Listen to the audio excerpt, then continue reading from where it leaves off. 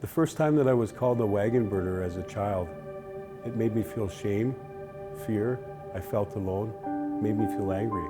Ultimately, I would go into a shell. There was nobody there to explain racism was wrong.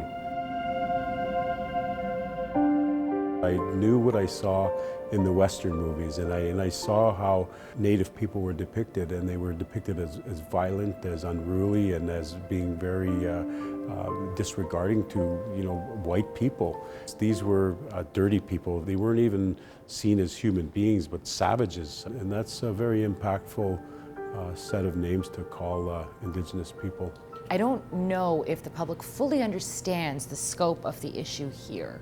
Can you give us an example or a few examples that exist right now?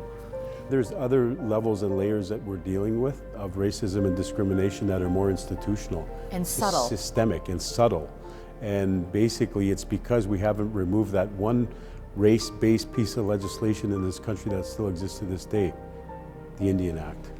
The Indian Act of 1876 formalized the chains of oppression that we as First Nation people continue to struggle to break free of to this day. What colonial governments did in those early days is they established policies and laws of their own mind and of their own might. Let's face it, in Ontario, in the year 2000, during the Walkerton inquiry process, they realized that they needed to fix 144 water systems across the province of Ontario.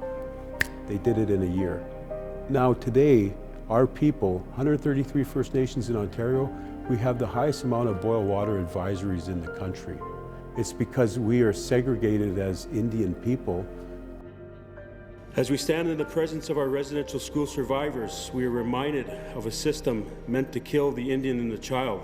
Your language is taken away, you're not able to practice your culture, then you don't know who you are. And what made it even worse is being forced out of your homelands and your territories and being forced to assimilate into the cultural mosaic of Canada. You question who you are.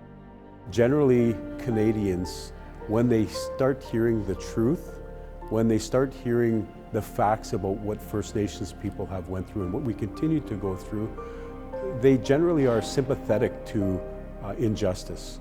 But it's a very complex issue because we are segregated as Indian people under a piece of legislation that does not allow us to have access to the wealth and resources that other jurisdictions have in this country.